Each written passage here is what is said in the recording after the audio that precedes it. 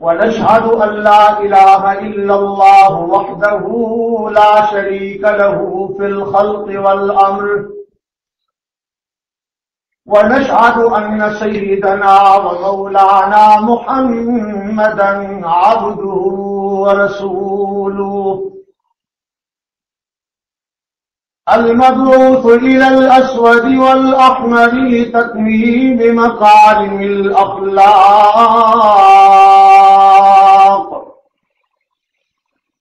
لا يخلف نبي ولا رسول من بعده ولا أمة بعد أمته ولا شريعة بعد شريعته ولا كتاب بعد كتابه صلی اللہ تعالی علیہ وعلى آلہ واصحابہ اعوذ باللہ من الشیطان الرجیم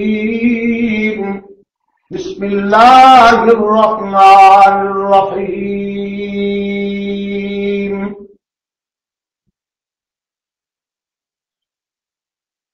یا ایھا الذین آمنوا توبوا إلى الله توبة نصوحا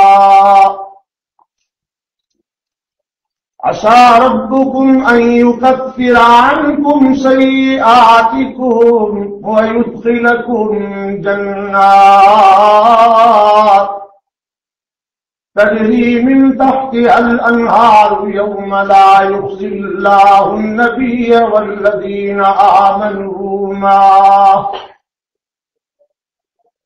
نورهم يسعى بين أيديهم وبأيمانهم يقولون ربنا أتمم لنا نورنا واغفر لنا إنك على كل شيء قدير۔ واجب الاحترام بزرگوں اور عزیز دوستوں، قرآن کریم کی ایک آیت مقدسہ آپ کے سامنے تلاوت کی گئی ہے، اور اس آیت مقدسہ میں براہ راست خطاب ہے مومنین کو اللہ کی طرف سے، اور یہ خطاب ایک انعام کے سلسلے میں ہے، ایک اکرام کے سلسلے میں ہے جو اللہ کی طرف سے مومنین کو دیا جانے والا ہے۔ اب ظاہر ہے کہ جب خالق کائنات خطاب فرمائیں گے تو ان کی عنایت جو ہوگی، ان کا کرم جو ہوگا، ان کا فضل جو ہوگا، وہ ان کی ذات کی مناسبت سے ہوگا۔ جب دنیا کا کوئی بڑا انسان خطاب کرتا ہے، تقریر کرتا ہے، کوئی پریزیڈنٹ ہے کسی ملک کا، تو وہ اپنی شان کے مطابق اپنی قوم کے لیے کوئی ڈونیشن، کوئی ریلیف، کوئی فنڈ مقرر کرتا ہے، اور لوگ بڑی دلجمی کے ساتھ اس خطاب کو سنتے ہیں۔ تو یہ خطاب اللہ نے کیا ہے پوری انسانیت میں بسنے والے مومنین کے لیے، اور اللہ نے یہاں پر دو باتیں عرض فرمائی۔ فرمایا یا ایھا الذین آمنوا توبوا الی اللہ توبۃ نصوحا۔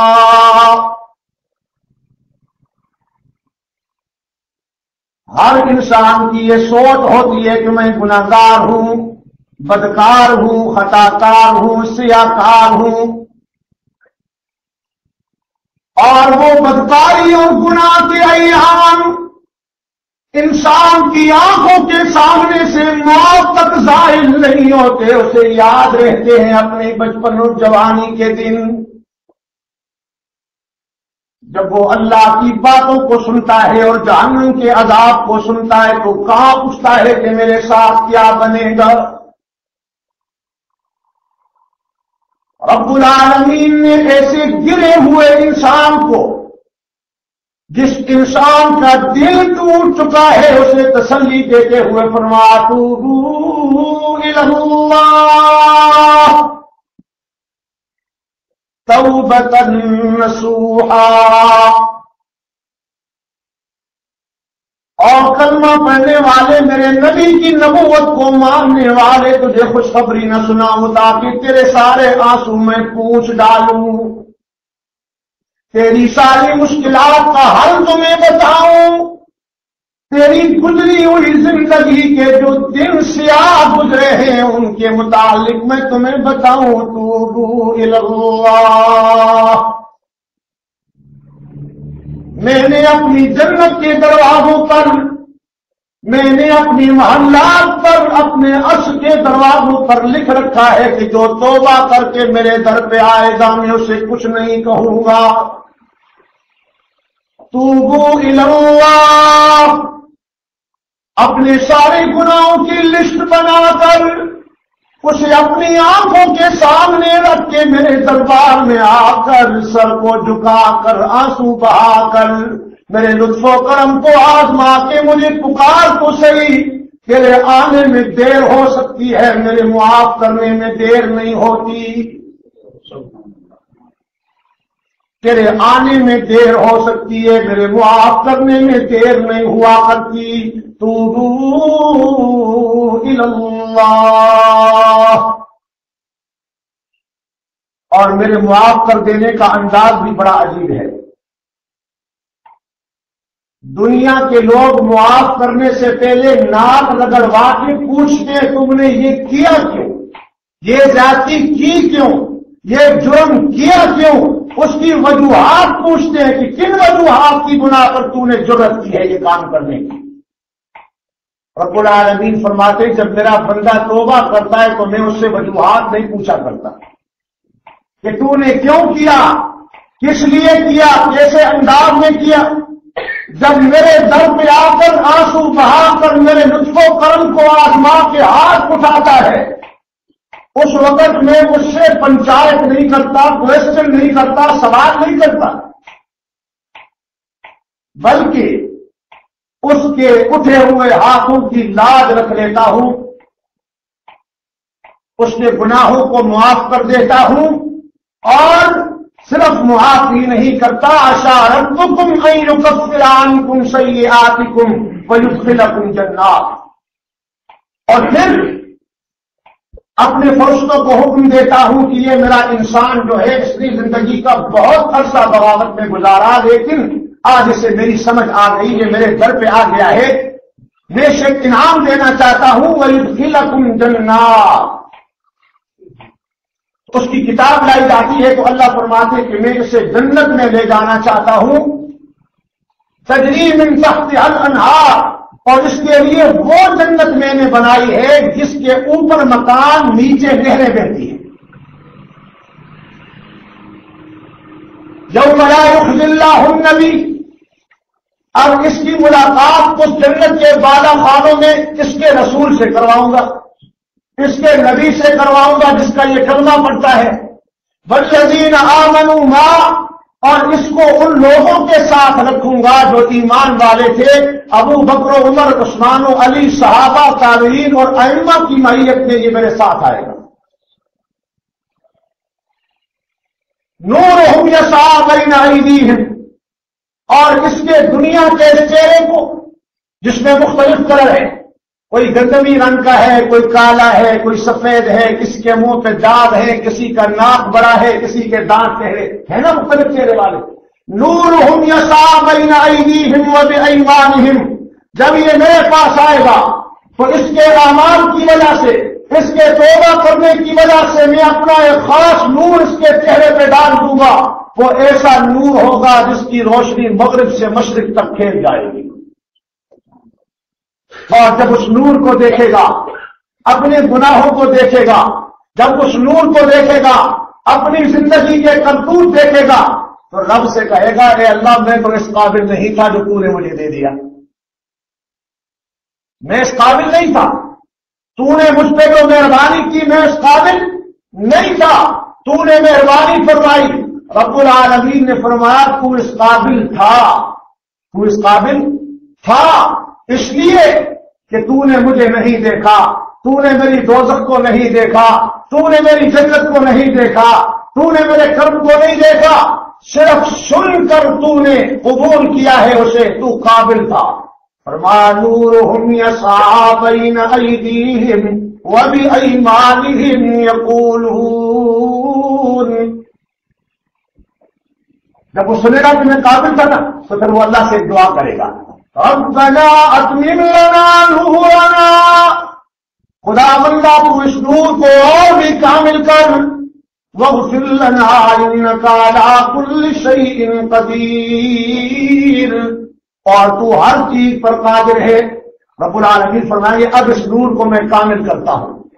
نور کو کامل کیسے اللہ پاک فرمائیں گے؟ یہ تھوڑے کہ پہلے ایک لائٹ لگی تھی اب دوسری لگا لی پھر تیسری چوتھی پانچویں تو کامل ہو جائے گا، نہیں، اس نور کو مکمل کرنے کا طریقہ یہ ہوگا کہ رب العالمین اسے فرمائیں گے آ جا تو، جب وہ آئے گا تو جنت کے دروازے پہ کھڑا ہو جائے گا۔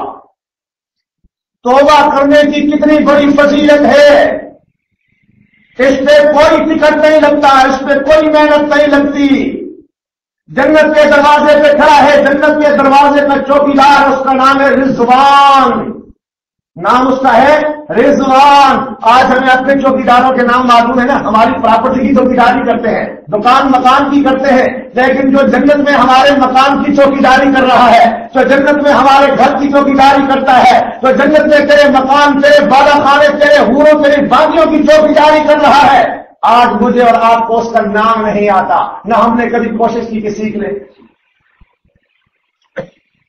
جو اس فانی زندگی میں تیرے ماں کی چوکیداری کرے تو اسے جانتا ہے، مگر جو ابدی زندگی کا اسے کوئی نہیں جانتا، اس کا نام ہے رضوان۔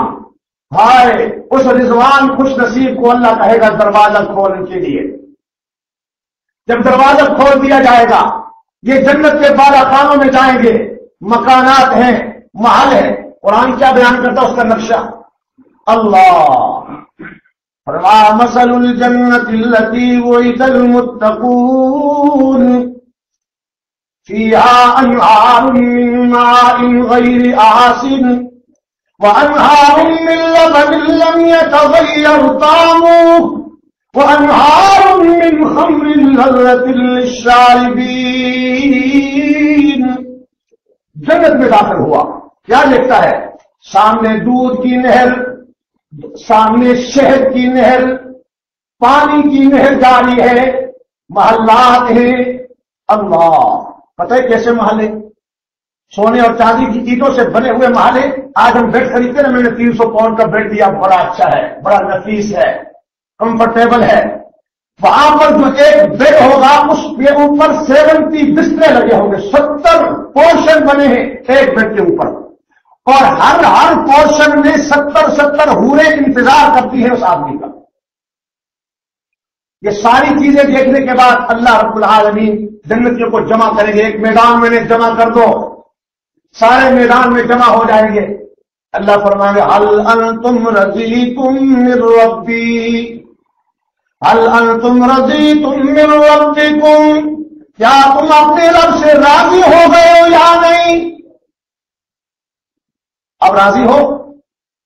فرمانے رضینا باللہ العظیم، اے اللہ ہم راضی ہو گئے ہیں، راضی ہیں، ہمیں تو اپنی توقع سے زیادہ مل گیا ہے۔ اللہ فرماتے ہیں ابھی ایک چیز باقی ہے، تمہیں ضرورت نہیں ہے کہ ایک چیز باقی ہے، تم تو جنت کے محلات میں، حوروں میں، گھروں میں، قصوروں میں کھو چکے ہو، تمہیں معلوم نہیں ابھی ایک اور چیز باقی ہے۔ کیا باقی؟ یا اللہ ہمیں کوئی ایسی چیز ہے ہی نہیں پھر جہاں میں نہ ملی ہو۔ اللہ فرماتے ہیں میرا دیدار تو ابھی باقی ہے، ابھی تو تم نے مجھے دیکھنا ہے، اور جب تم مجھے دیکھو گے جنت کو بھول جاؤ گے، جب تم مجھے دیکھو گے حوروں کو بھول جاؤ گے، جب تم مجھے دیکھو گے قصور و محلات کو تم بھول جاؤ گے، جب تم مجھے دیکھو گے تم اپنے آپ کو بھی بھول جاؤ گے، تم یوں کہو گے ساری چیزیں چھین لی جائیں لیکن رب کا دیدار ہمیشہ ہوتا رہے۔ رب کا دیدار ہمیشہ ہوتا ہے۔ اچھا ایک بات اور بھی بتاؤں، بعض آدمی مسجد میں آتے ہیں تو یوں لگتا ہے جسے گھر والی سے جھگڑا کر کے بڑے پریشان قسم کے بیٹھے ہوتے ہیں۔ مسجد میں آنے کا طریقہ یہ ہے کہ انسان حشاش بشاش ہو، اور کوئی عالم جب بات کرے تو اس کی بات جب ختم ہو اور وہ بات آپ کو اچھی لگ رہی ہے نا، آپ کے دل پہ کہ یہ بات اچھی ہوئی ہے، تو سارے آدمی اونچی آواز سے کہیں سبحان اللہ، جیسے بھی ہمارے حدیث صاحب کہہ رہے تھے سبحان اللہ۔ یہ آپ نے تو ایک دفعہ سبحان اللہ کہہ دیا، پتہ ہے اس کا اجر کیا ہے؟ ہمیں تو پتہ ہی نہیں نا۔ جب آدمی ایک دفعہ سبحان اللہ کہتا ہے تو جنت کو فرشتے گھیرے میں لے ہوئے ہیں۔ جب جمعے کا دن ہوتا ہے تو فرشتے ہم سے پہلے پہنچاتے ہیں مسجد میں، تو بیٹھے تھے کونوں پر۔ جب آدمی سبحان اللہ کہتا ہے تو حدیث میں آتا ہے کہ جنت میں ایک درخت لگا دیا جاتا ہے اس آدمی کے لیے، ایک درخت لگا دیا جاتا ہے۔ یا رسول اللہ کتنا بڑا درخت ہے؟ میرے آقا نے فرمایا بہت بڑا ہے۔ یا رسول اللہ کتنا بڑا ہے؟ ہمیں پتہ تو چلے تاکہ سبحان اللہ اونچی آواز سے کہیں۔ میرے آقا نے فرمایا جب وہ درخت لگا دیا جاتا ہے، ایک کار 200 کلومیٹر فی گھنٹہ کی رفتار سے اگر چلے، ایک گھوڑا اگر 200 میل گھنٹہ کی رفتار سے چلے، 100 سال تک اس درخت کے سائے تلے چلتا رہے، 100 سال گزر جائیں گے مگر درخت کا سایہ ختم نہیں ہوگا۔ یہ ایک دفعہ سبحان اللہ کہنے کی برکت ہے۔ جب دوسری دفعہ کہو گے تو سبحان اللہ، ہم سمجھتے ہیں کہ جنت بالا خانے تیار ہے، جنت میں انفیکٹیل میدان بھی ہے، اس میں آپ کاش کریں گے تو وہاں جا کے ملے گا نا، ذمہ دار کچھ بوئے گا تو کاٹے گا۔ تو اس لیے جب سبحان اللہ کا وقت آئے، بات ختم ہو تو اونچی آواز سے کہے سبحان اللہ۔ دیکھیں اللہ نے جب بات کی اپنے نبی کو معراج پہ لے جانے کی، سبحان الذی اسریٰ، کیا مطلب؟ اللہ پاک ہے، وہ سب کچھ کر سکتا ہے۔ سبحان اللہ عما یصفون، جو یہ لوگ اللہ کے متعلق بات کرتے ہیں اللہ اس سے پاک ہے۔ سبحان اللہ جگہ جگہ اللہ نے فرمایا۔ تو جب بھی بات ہو تو منہ بند نہ کریں بلکہ کہیں سبحان اللہ، لیکن اتنی اونچی آواز سے کہیں کہ یہ فرشتے جو بیٹھے یہ تو سن لیں، اتنی اونچی آواز سے کہیں کہ حاجی صاحب کا آواز مجھ تک تو پہنچ رہا تھا تو فرشتوں تک ضرور پہنچنا ہوگا، تو کم از کم اس خطیب تک تو آپ کی آواز آنی چاہیے۔ اللہ فرمائیں گے دیدار باقی ہے، جب میں تمہیں اپنا دیدار کراؤں گا تم ساری چیزوں کو بھول جاؤ گے۔ یا اللہ کب ہوگا، یا اللہ کب ہوگا؟ کہا چلو ڈیٹ بتا دیتا ہوں، کل دیدار ہونے والا ہے صبح، کل دیدار صبح ہونے والا ہے، میدان میں جمع ہو جاؤ۔ سارے میدان میں جمع ہو جاتے ہیں، اللہ جب جمع ہو گئے اللہ فرمانے اوپر دیکھو، سارے اوپر دیکھو۔ جب اوپر دیکھیں گے آواز آئے گی سلام قولا من رب الرحیم، سلام قولا من رب الرحیم۔ دنیا میں میری مسجد کو اپنے سجدوں سے آباد کرنے والوں، اپنے مال کو زکات سے پاک کرنے والوں، میرے گھر کا طواف کرنے والوں، یتیموں کے سر پر ہاتھ رکھنے والوں اور مسکینوں کو کھانا کھلانے والوں، میری مسجدوں کو مدارس کو آباد کرنے والوں، قرآن پڑھنے والوں، سلام علیکم، آج تمہارا رب تمہارے اوپر سلام بھیج رہا ہے، تمہیں سلام ہو۔ قولا من رب الرحیم،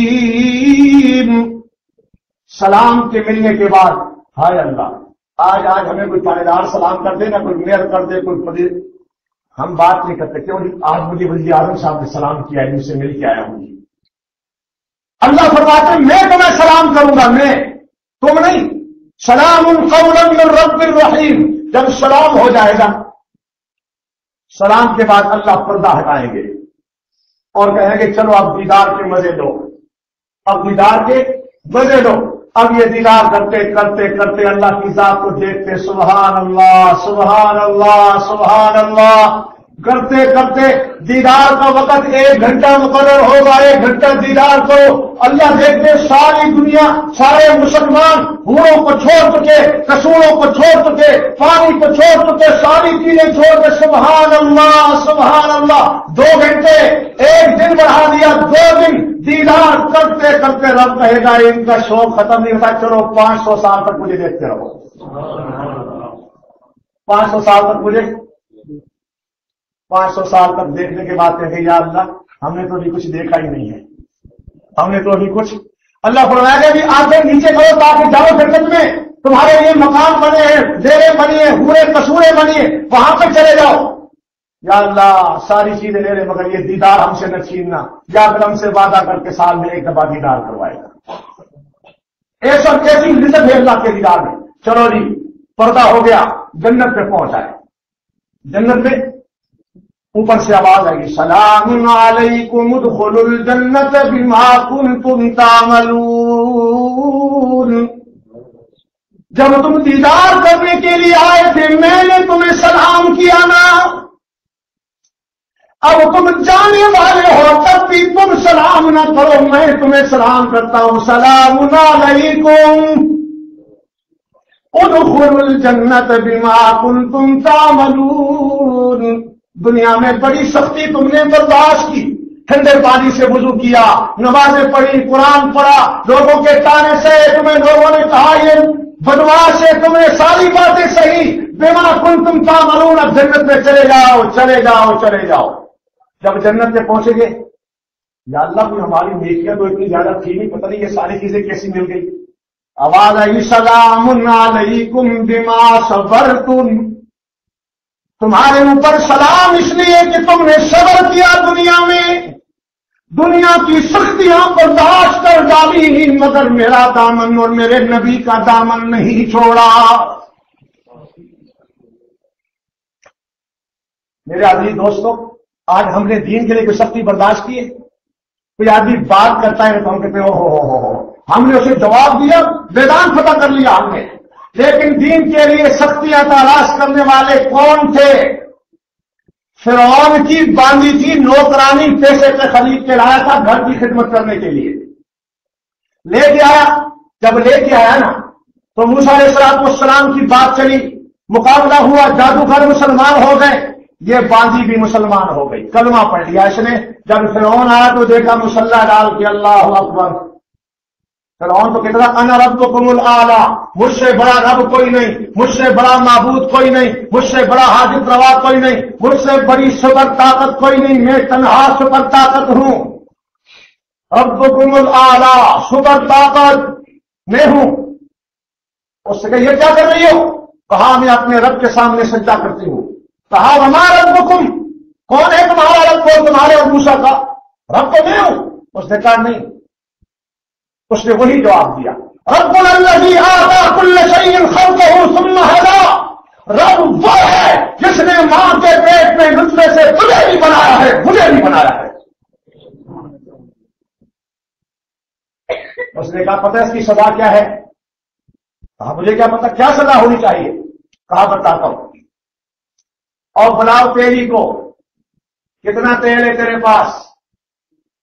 10 گرام. آگ جلاؤ، تیل کا کڑا گرم کیا، باندھی کو پکڑ کے لائے، ہتھ کڑیاں، ہاتھ بیڑیاں، ایک بچی ہے چھوٹی دودھ پیتی ہوئی وہ بھی ساتھ میں، ایک 8 سال کی بچی انگلی سے پکڑی وہ بھی ساتھ میں. اس نے کہا میں تمہیں بتاتا ہوں سپر طاقت کسے کہتے ہیں. اب بتا موسیٰ کے رب کو مانتی یا مجھے مانتی ہے؟ کہا میں موسیٰ کے رب کو مانتی ہوں، تجھے کیوں مانوں؟ اور سامنے دیکھ یہ کڑا جل رہا ہے. ایک مچھلی کو پکڑ کے کڑا میں ڈالا تو بھن گئی. کہا دیکھ لینا یہ حال بنا دوں گا تیرا اور تیری اولاد کا. اللہ نے کہا سلام علیکم بما صبرتم. تمہیں دیدار ملا تو صبر کی وجہ سے ملا، جنت ملی تو صبر کی وجہ سے ملی، میرا مقام ملا تو صبر کی وجہ سے ملا. صبر کیا ہے؟ اس نے کہا ایک طرف جنت، ایک طرف خدا، ایک طرف رسول، ایک طرف اولاد. چوائس ہے، کیا کرنا ہے تجھے؟ اس نے کہا پھر مجھے کرنا کیا ہوگا؟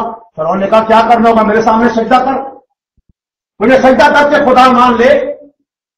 اس نے کہا خدا والے کبھی غیر اللہ کے آگے نہیں جھکتے. یہ عربی کا شعر میں اردو میں آپ کو بتا رہا ہوں. خدا والے کبھی غیر اللہ کے آگے نہیں جھکتے، وہ پیشانی پہ داغ شرک لگوایا نہیں کرتے، وہ پیشانی پہ داغ شرک لگوایا نہیں کرتے. تجھے بھول ہوئی ہے میں مر تو سکتی ہوں، اپنی جان تو دے سکتی ہوں، لیکن اللہ کے سوا کسی اور کے سامنے جھک نہیں سکتی. خدا والے کبھی غیر اللہ کے آگے نہیں جھکتے، وہ پیشانی پہ داغ شرک لگوایا نہیں کرتے. اس نے کہا تو نہیں لگاتی؟ تو پھر یہ موت سامنے کھڑی ہے. اس نے کہا اچھا مجھے موت سے ڈراتا ہے؟ یہ موت سامنے کھڑی ہے، ہزاروں طوفان آندیاں بن کے آتی ہیں، ہزاروں طوفان آندیاں بن کے آتی ہیں، مگر مردان حق آگاہ تھرایا نہیں کرتے، مگر مردان حق پہ چلنے والے ہزاروں طوفان آندیاں بن کے آتی ہیں، مگر مردان حق آگاہ تھرایا نہیں کرتے۔ ہم تو ڈرنے والے نہیں ہیں میاں، جو مرضی ہے تم کر لو۔ پکڑ لیا بچی کو آگ میں ڈالنے کے لیے تیل میں، کہا وہ سوئی پہ لٹک کر بھی ہم کی بات کرتے ہیں۔ تو نے مجھے کیا سمجھ لیا کہ لٹکا دوں گا، آگ میں جلا دوں گا تمہیں چھوڑ دوں گی؟ وہ سولی پہ لٹک کر بھی حق کی بات کرتے ہیں، کبھی بھولے سے وہ موت کا غم کھایا نہیں کرتے، واحد کبھی غیر اللہ کے آگے نہیں جھکتے، وہ پیشانی پہ داغ شرک لگوایا نہیں کرتے۔ جو مرضی ہے کر لے۔ 8 سال کی بچی کو پکڑ کے کڑاہ میں ڈال دیا، ڈالنے کی دیر بچی پکوڑا بن گئی۔ بچی پکوڑا کہنے لگا، کچھ تو رحم کر اپنے بچوں پہ، اب تو سچا کر لے۔ نہیں کروں گی، نہیں کرو گی۔ دودھ پیتی بچی کو چھین کے پکڑا ہے فرعون نے ہاتھ میں۔ اب اس ماں سے جا کے پوچھ جس کی دودھ پیتی ہوئی بچی کڑاہ کے اوپر پکڑی ہوئی ہے، کیا کرنا ہے؟ ماننا ہے کہ نہیں ماننا؟ ماننا ہے کہ سوچ لو۔ کہا نہیں ماننا، نہیں۔ بچی کو کڑاہ میں پھینک رہا ہے، ماں آنکھیں بند کرتی ہے، میں نہیں دیکھ سکتی۔ بچی کڑاہ میں جا رہی ہے، معصوم دودھ پیتی ہوئی بچی ماں کی طرف دیکھتی کہتی ہے، ماں میری جان کی فکر نہ کر، اپنے ایمان کی فکر کر۔ ماں میری جان کی فکر نہ کر، اپنے ایمان کی۔ اور پتہ ہے کیا کہتی ہے؟ وہ جملہ جب میں پڑھتا ہوں نا تو رونا آ جاتا ہے۔ وہ بچی جب کڑاہ میں ڈالی گئی تو اس کے منہ سے آواز نکلی، یا اماں، او میری اماں، یا اماں۔ تو ہم کہاں سے پکڑی ہوئی ہے، یا اماں اصبری لوجہ اللہ، اللہ کے دیدار کا دن یاد کر، اللہ سے ملاقات کا دن یاد کر، اللہ کے سامنے ہم مل جائیں گے۔ میری جان کی فکر نہ کر، اپنے ایمان کی فکر کر، مجھے شہید ہونے دے، لیکن ایمان کا دامن نہ چھوڑنا۔ یا ماں اصبری لوجہ اللہ، ایک دن تو نے اللہ کا منہ بھی دیکھنا ہے اماں۔ اس سر کو خدا کے سوا کسی اور کے آگے نہ جھکانا۔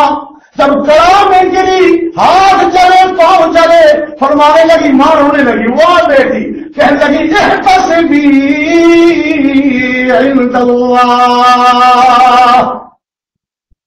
واہ حدیث، یا اماں اصبری لوجہ اللہ، اللہ کا منہ دیکھ لینا، میرا منہ نہ دیکھنا، میں تو جل جاؤں گی۔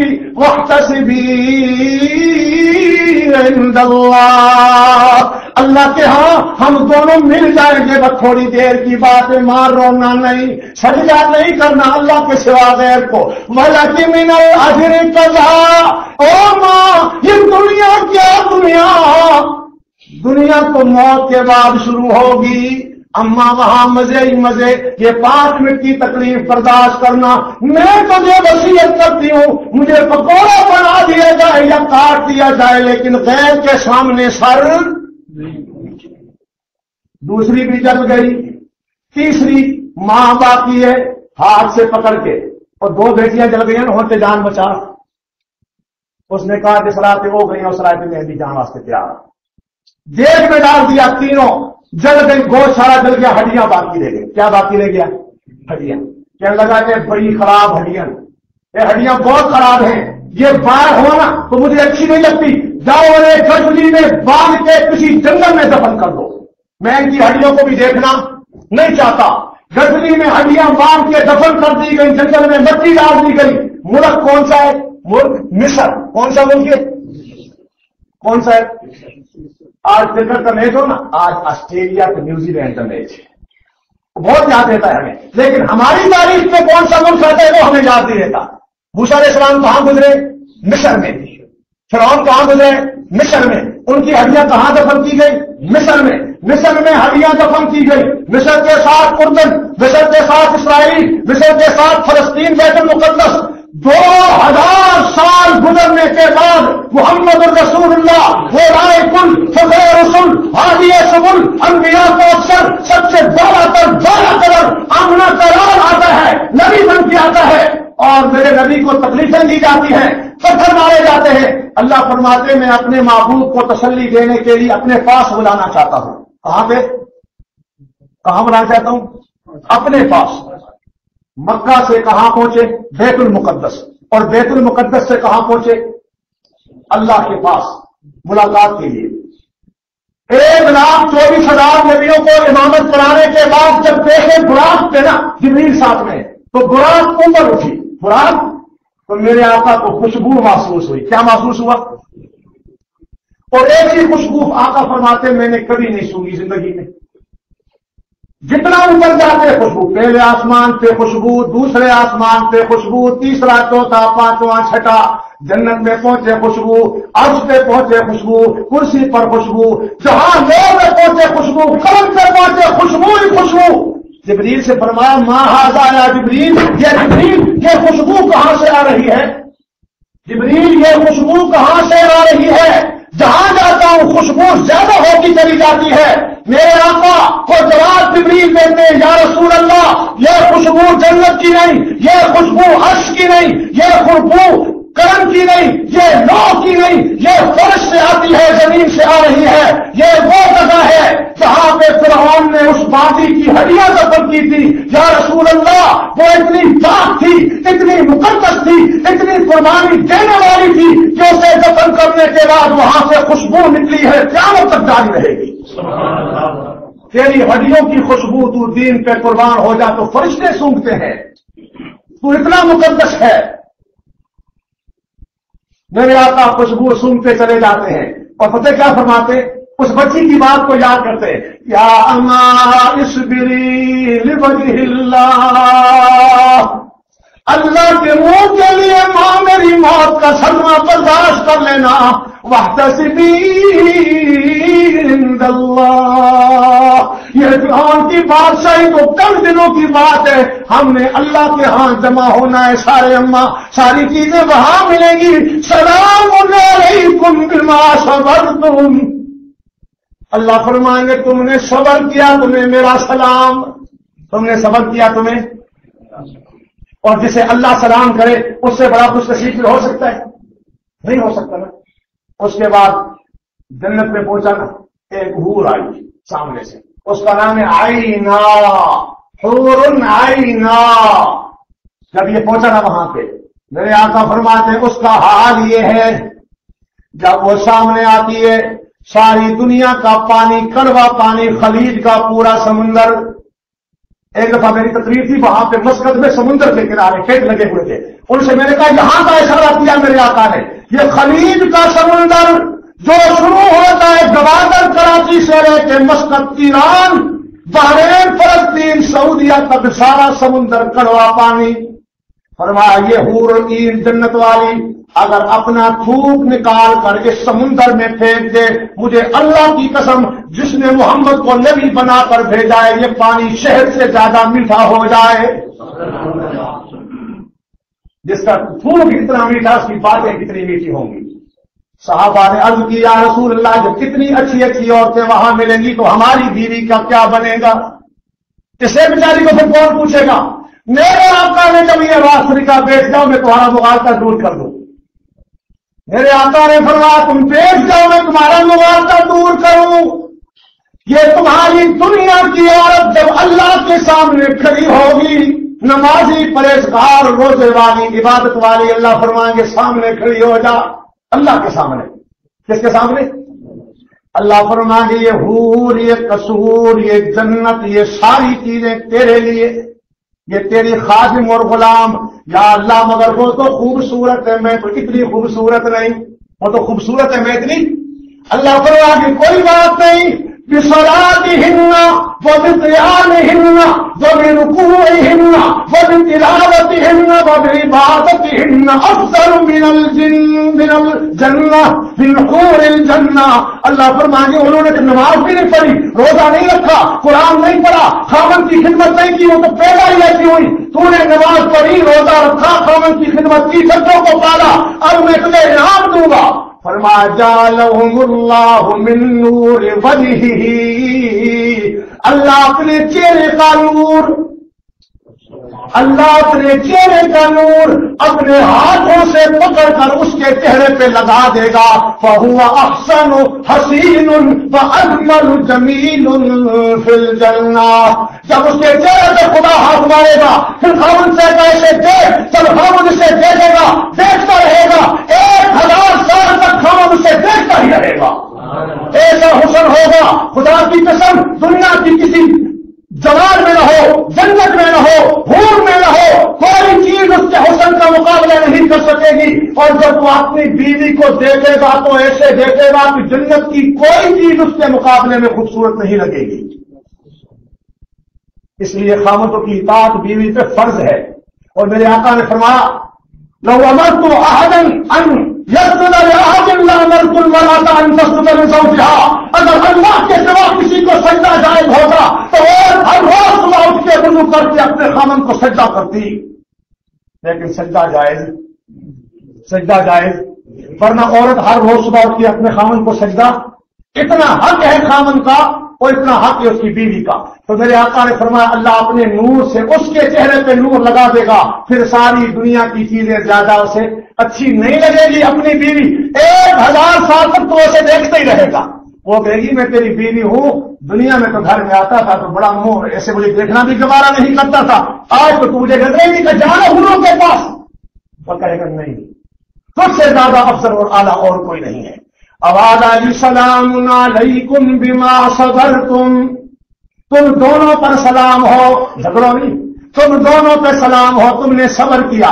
فنعم عقبی الدار، کتنا اچھا گھر میں نے تمہارے لیے بنایا ہے، جاؤ اسے لے جاؤ۔ میرے آقا فرماتے یا ایھا الذین آمنوا توبوا الی اللہ۔